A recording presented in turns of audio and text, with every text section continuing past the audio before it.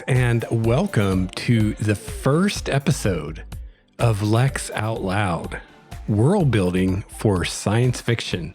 I am your host, Lex Starwalker, and in today's episode, I'm just going to introduce myself and introduce this new show that I'm creating.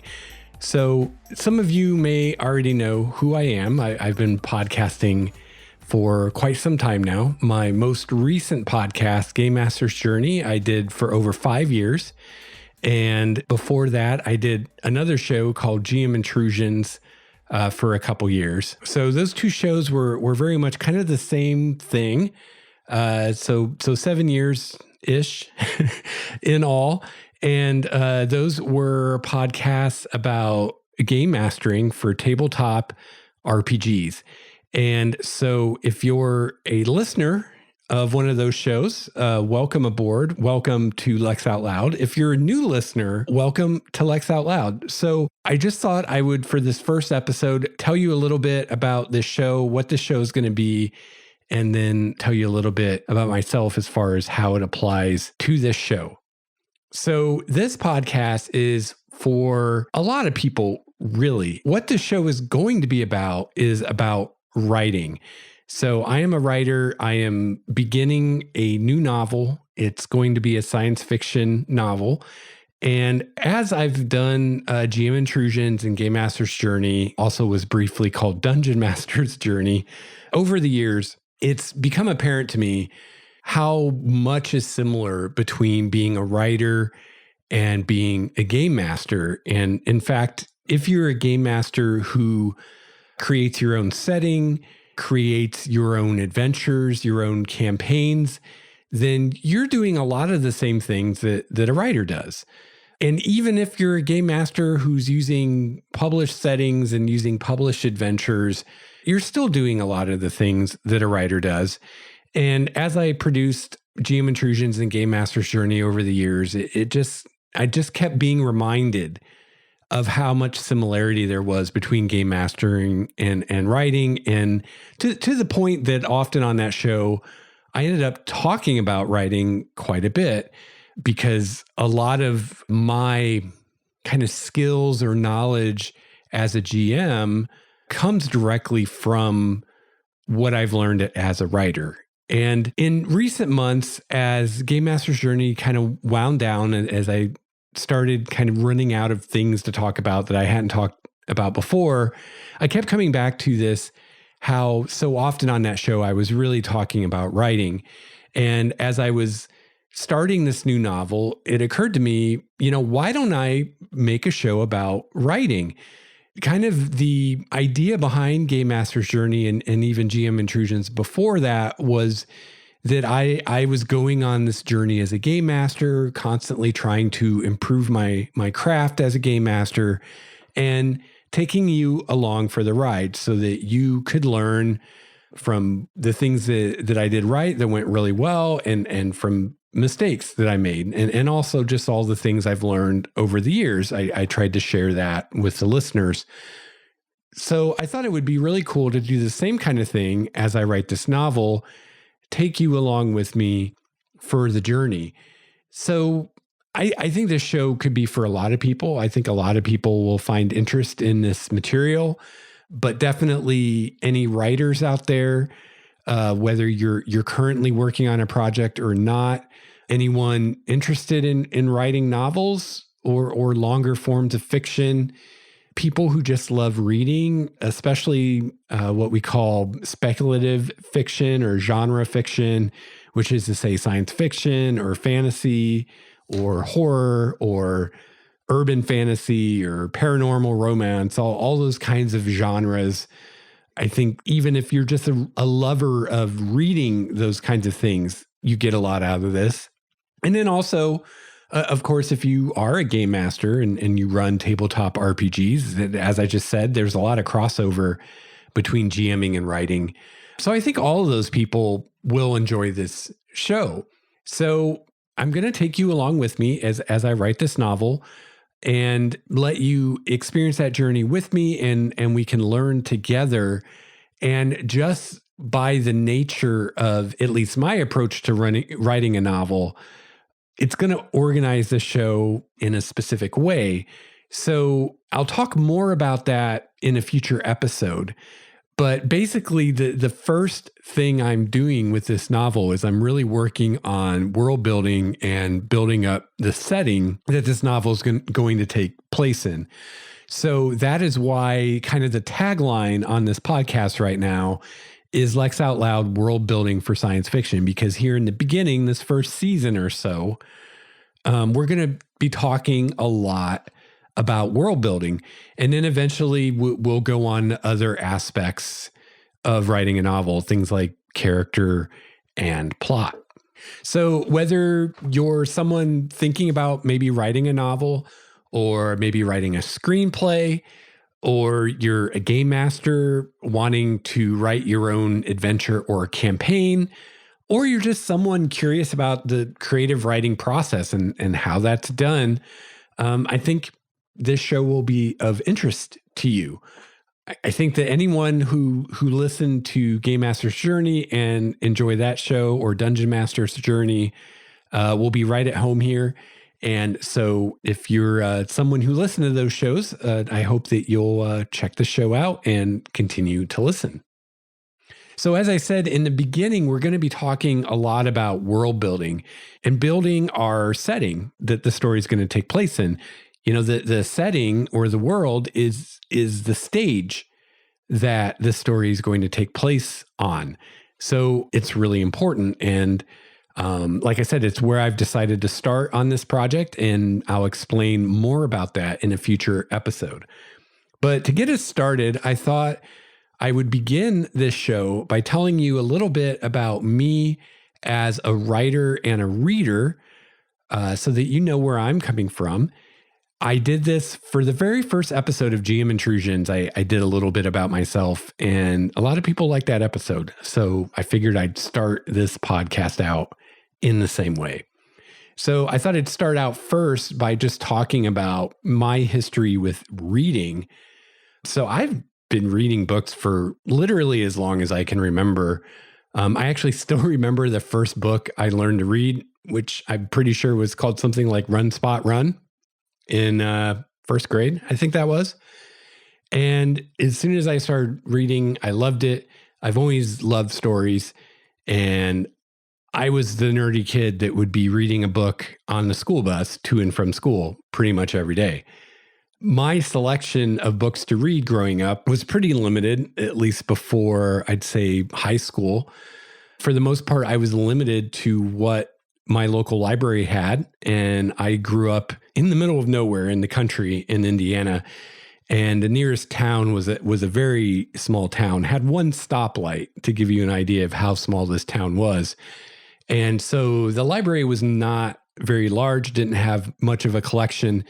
This was before the internet, so there was no reading fiction online, and there were no e-readers or anything like that.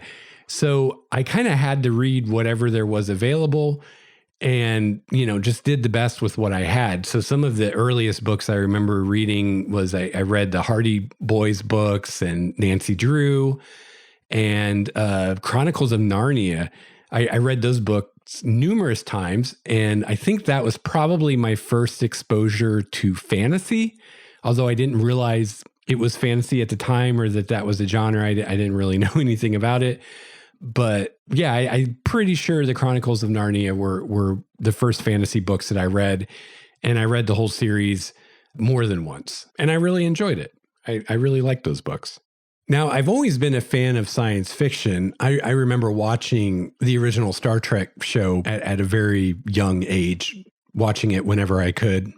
Again, this was before TiVo or even VCRs, and we didn't have cable, so it was rare that I got to watch it, but whenever I could catch it, I did. And also the Twilight Zone, I remember being something I watched at an early age. And those two things were probably my first exposure to science fiction. And I was always all about it. I was always into airplanes and aerospace and the space program. And As a kid, my favorite place to go on vacation was various space centers. I went to the Kennedy Space Center and places like that, and airplane museums, stuff like that. Just always been into flight and space and that kind of stuff for as long as I can remember. And then I remember, I think it was around 7th grade, I read The Hobbit for the first time. And this got me even more into fantasy. And I think this was the point where I began to realize that fantasy was its own kind of genre. And I could find more books like this. And I was really digging that kind of thing. And so that's kind of where my relationship with fantasy began. So during middle school years, I read the rest of The Lord of the Rings after The Hobbit. Although I really lost steam on that series, I enjoyed the Hobbit quite a bit, but I feel like every book after that I enjoyed less, and to the point where I gave up halfway through Return of the King. I never actually finished that book. I just got really bored with it. Then in my freshman year of high school, I was introduced to Dungeons and Dragons, the role-playing game, and I started playing and then running D&D every chance that I got, and kind of through that and through friends that I gamed with, I found out about the various kind of D&D tie-in novels that were published by TSR at the time. So I started reading the Dragonlance books, and then later I read Forgotten Realms books and Ravenloft and Dark Sun, all that kinds of stuff. I remember a friend of mine and I in high school, we had a contest every year where we would see who could read the most books in a school year. So we would keep track of how many books we read. I don't remember who won between the two of us, and I don't remember how many books we read, but it was a lot. And I would often read during class until the teacher yelled at me and made me stop. And I think I was reading at least 1 or 2 books a week at that point, maybe more. But these were these TSR D&D novels, so they were pretty quick reads. It wasn't like reading an epic fantasy or something like that. But I was tearing through those pretty quick. During high school, I got more into other fantasy too, not just the D&D books. And I first branched out by finding other books that Margaret Weiss and Tracy Hickman wrote. And they wrote the Chronicles trilogy and Legends trilogy from Dragonlance that I enjoyed. So I got into their series called the Deathgate Cycle, which I believe was 7 books long. And I read all of that, and I really enjoyed that. And I got them all in hardback, and wish I still had them. And I got rid of those a while ago.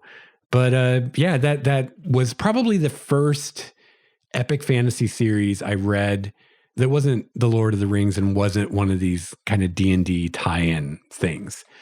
And yeah, this was still in high school. I think it was senior year when I began reading The Wheel of Time by Robert Jordan with the first book, The Eye of the World. And I was just hooked with that series from the first page. And that quickly became my favorite series. And to this day, those are still my favorite books that I've ever read. And yeah, the rest, as I say, is history. So these days, I'm much more into science fiction. That's really what I'm interested in now. I do still occasionally read fantasy. I try to, quote, avoid it now, which isn't to say I'm dissing fantasy or I think it's bad or anything like that. I've just kind of been there, done that. I read a lot of fantasy in high school and college, and even since then. And I've just gotten to the point where, I don't know, I've just been there, done that. It's usually these days I try to read a fantasy and it just seems like the same thing all over again. Some of the more recent fantasy I have read that I enjoyed was I read the First Law trilogy by Joe Abercrombie, and I read the Books of Babel series by Josiah Bancroft, which actually I still have to read the 3rd book in that series. I've had it on my Kindle for over a year now, and one day I'll probably read it. But yeah, those are fantasies that I've read recently that I enjoyed. But these days, I really try to find science fiction to read. I do find it difficult to find sci-fi to read that I enjoy for various reasons. And that might be a topic I cover in a later episode. but I do try to find them. All right, so that's me as a reader. As far as writing, the first story I remember writing was in third grade. It was actually for an assignment for school. And I don't remember a whole lot about it. I remember that for some reason, I decided to write a story based on my lunchbox at the time, which was a Snoopy lunchbox.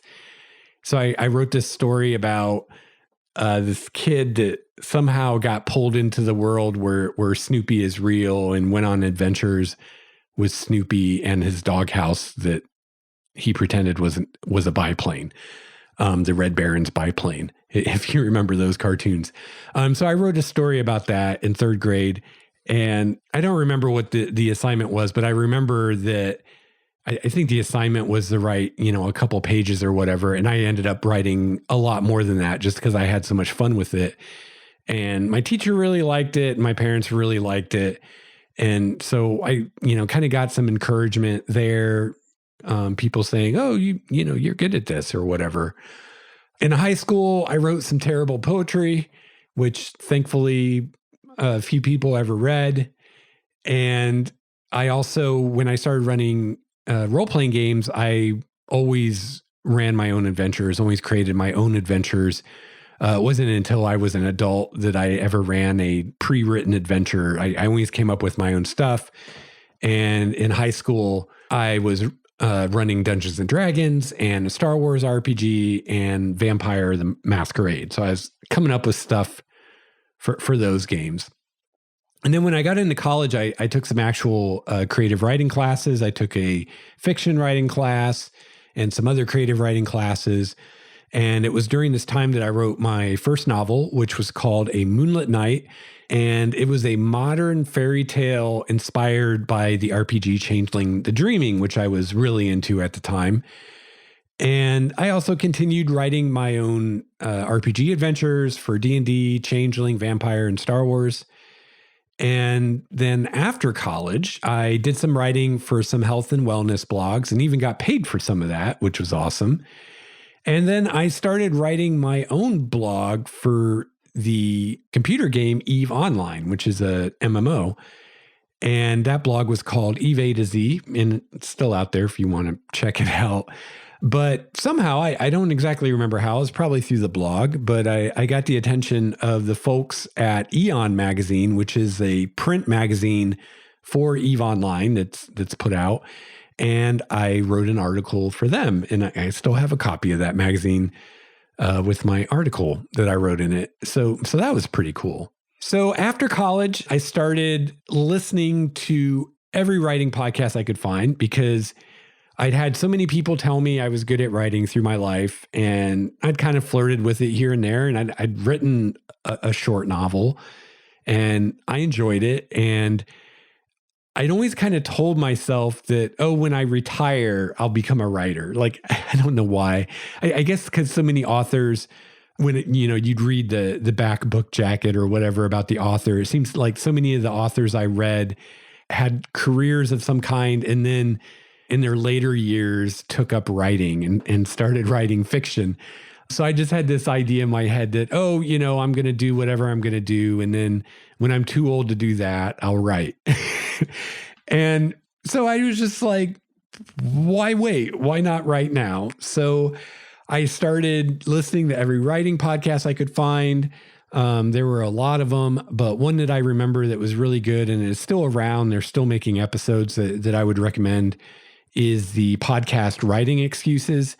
So you can check that out. It's a good podcast. And started work on my second novel, which was an urban fantasy called Dawn of Endless Night about vampires. And it was set in Chicago, which ironically, when I started writing the novel, I was not living in Chicago, but I moved to Chicago while I was writing the novel. So that was kind of interesting. When I started the novel, I was living in Indiana, and then I lived in Chicago. And then when I finished the novel, I was living in Seattle. So yeah, I wrote that book in 3 different states, in Indiana, Illinois, and Washington, which is kind of cool. So that book went through multiple revisions. It was a much beefier book than my first novel. And I actually workshopped it with a writing group I joined in Seattle. So I got to have the experience of workshopping my book with a writing group, which was awesome. That was a lot of fun. I learned a lot. And yeah, I finished it, revised it a few times. And my wife always tried to get me to try to get it published, but I never did because I felt it was too derivative and unoriginal. However, now I regret not trying to get it published because there's a lot of stuff out there that is published that's very derivative and unoriginal. And my wife has read a lot of urban fantasy, and she's read a lot of stuff that was a lot less original than my book. So, in a way, I wish that I would have tried to get it published because maybe I could have, and things, would have gone differently. But on the other hand, I'm kind of glad that I didn't, because what probably would have happened, assuming I got it published and assuming it did well, is that the publisher would have wanted more books like that. And I think at the time I finished writing it, I would have been happy writing more books like that. And in fact, I planned it to be a trilogy, and I had plans for another 2 books in that story. But since then, I've kind of moved away from that kind of thing to the point now where I'm very glad that I'm not stuck writing urban fantasy, or honestly any kind of fantasy, because I want to write sci-fi. So if I would have broken in with an urban fantasy, it would have been very challenging to get the publisher to agree to let me write sci-fi, which is totally different. So may work out for the best. Now, that book is still, I'm pretty proud of it. I recently started editing it again about a year ago. I was thinking about publishing it myself and selling it on Amazon. So I started doing another revision, and I started putting chapters of it up on my blog. And so I've got like the first 10 chapters up on my blog if you want to check them out. But I kind of stopped doing that because I had like 2 people that I knew of that were actually reading it on the blog. And part of that was to see what kind of interest there was for it, to see if it would be worth the effort to clean it up and publish it and format it so that, people could read it on Kindle and stuff like that. And it just didn't seem like there was nearly enough interest to be worth the work and time that it would take to do that, to have like 2 people buy it. So maybe someday, I'll return to that and self-publish it or something. But one thing with that is I did kind of approach it like the beginning of a trilogy. So I would either need to do some revisions to tie it up better at the end, so it's a self-contained thing, or I would have to commit to doing a second book at least, which, as I just said, I don't really want to do. So I don't know. So that kind of brings us up to present day. In the years since finishing that book, I've written some articles on my new blog, everything from sourdough bread making to RPG reviews. I wrote a campaign for the RPG Numenera called The Obsidian Monolith that I released for free on my blog. And I've self-published 3 D&D supplements so far. The Trickster's Labyrinth, which was an adventure, Relics of Power, which was a supplement about magic items, and then Adventures of Primordia, which was a bunch of player character options that I'd come up with for D&D. So that's what I've been doing as far as writing up to this point in my life. So I've had this idea for this sci-fi book kicking around in my head since I finished Dawn of Endless Night. So it's probably been 5-10 years, I'm not sure, somewhere in there, that I've kind of had this percolating in my mind. And mainly what I've been working on in that time is the setting. At this point, I don't really know what story exactly I want to tell in the setting. I have some ideas for a couple characters, but really kind of where my passion's been at thus far has been the setting and developing that. And Yeah, I think actually, I think next episode I'll talk more about kind of where I am in the project and what my strategy is for approaching this novel. So, as far as the show, so that's all the background about me you have to sit through today. That's everything relevant, I think. As far as this show, like I said, I'm beginning writing on my third novel. This is my first science fiction novel. The first novel was a straight up fantasy fairy tale kind of thing, modern fairy tale. The second novel was an urban fantasy / paranormal romance. I'm not sure which of those it would fall into. I'm not even sure if those are two distinct genres or how that works. Because I'm not well versed in either of those genres if they're two separate ones.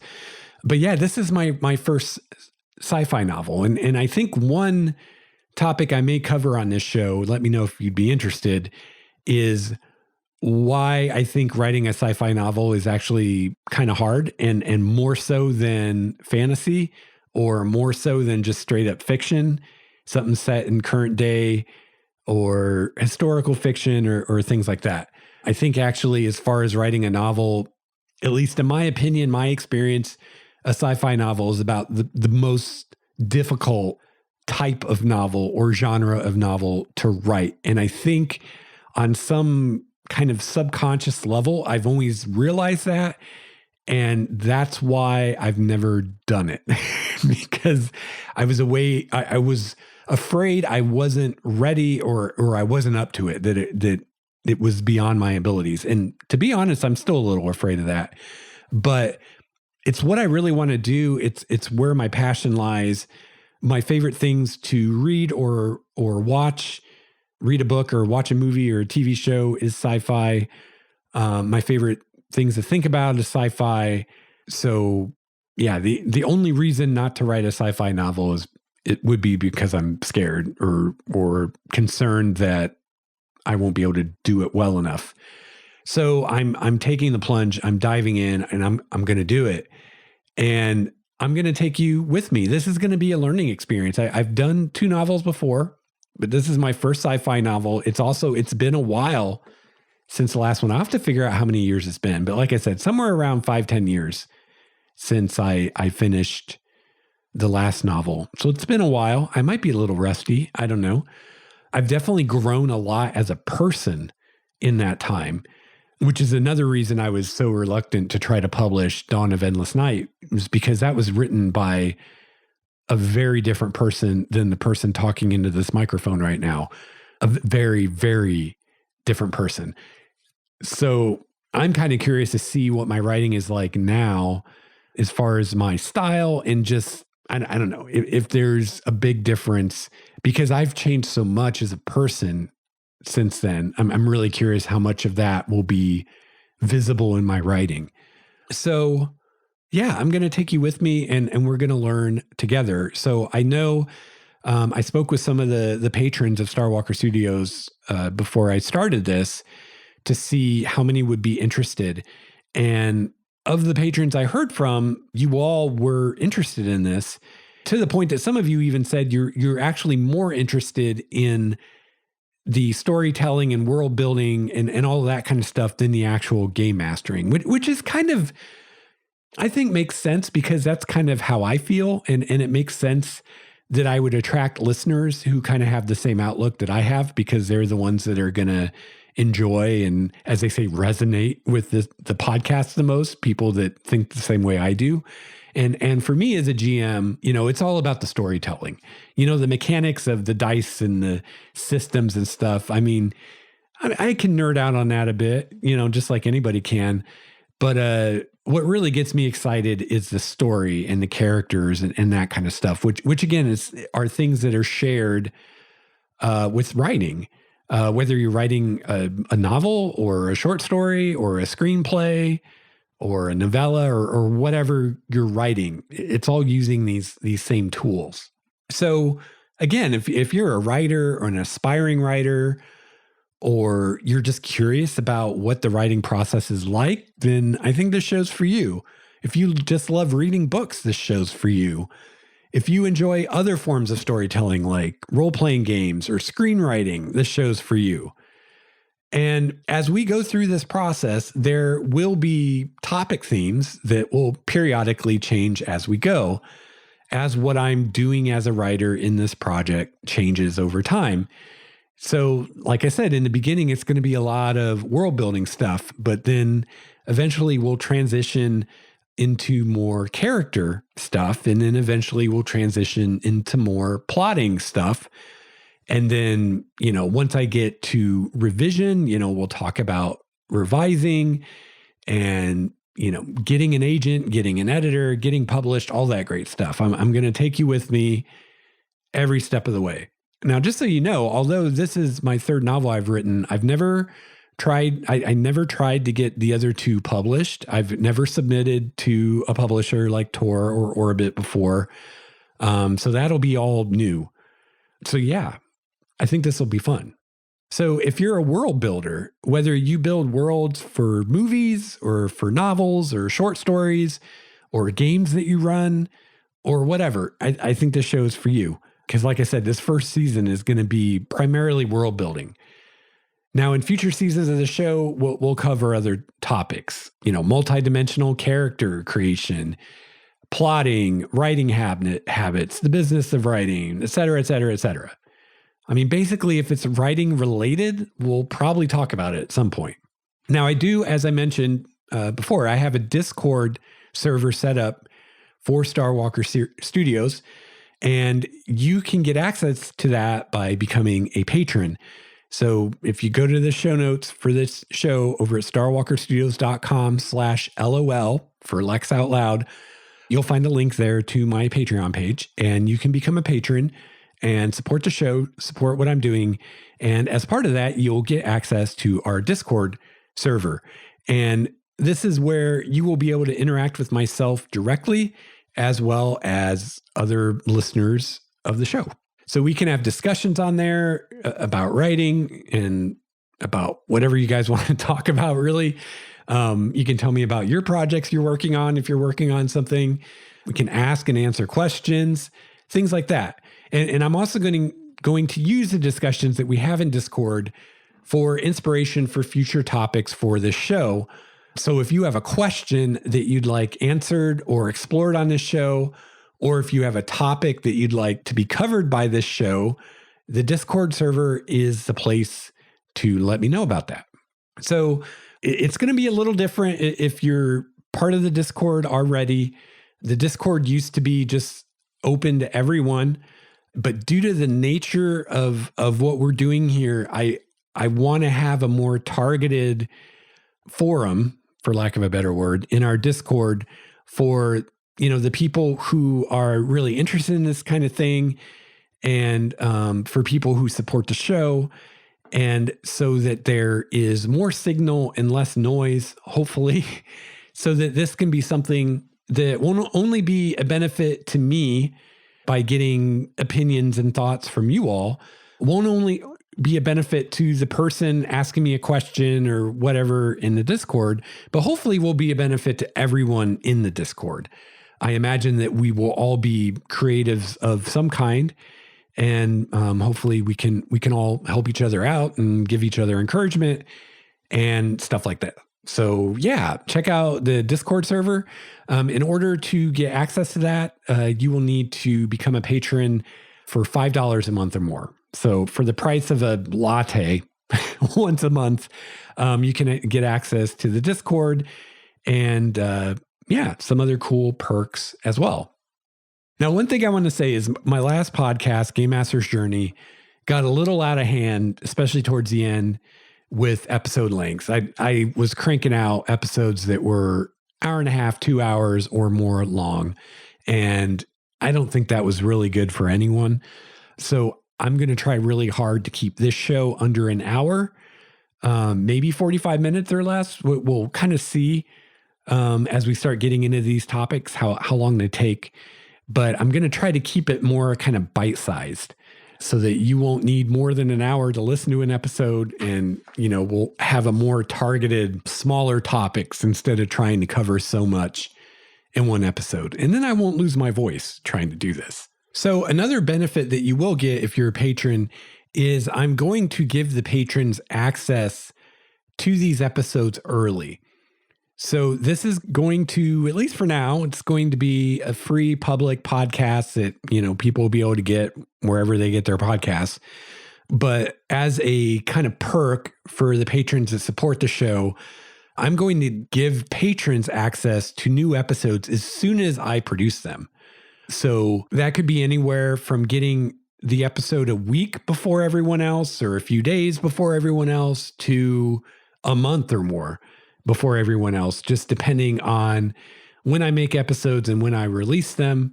For instance, right now I'm recording the first episodes and I'm probably not going to start releasing them publicly for at least another month. So those people who are already patrons are going to get these early episodes maybe a month early, which hopefully will be a further thank you to those of you who support what I'm doing, because I really appreciate it. So yeah, if you're already a patron and you're already subscribed to the private Patreon feed and you are getting Game Master's Journey that way, you can just stay subscribed to that and you'll get this podcast through that feed as well. And you'll get the episodes as soon as I finish them, as soon as I release them to the patrons. If you subscribe on the public feed, then you'll get them whenever they come out publicly, but the patrons will get them sooner. So I guess if you want to get them sooner and you're the patron or a patron, then yeah, you should use that feed, the private patron feed. So yeah, I think that's it. I think I covered it. Yeah. So if you go to the Patreon page, it should be pretty clear there how to sign up. Again, the $5 level is where you want to be at or higher to get access to the Discord. And then I have a link there that explains how to get that set up. Also, when you join the Discord server, in the public part of the server, in the welcome channel, there's a link there also that goes to an article in case you're having any problems getting set up on the Discord and getting your patron role. Tells you how to do that.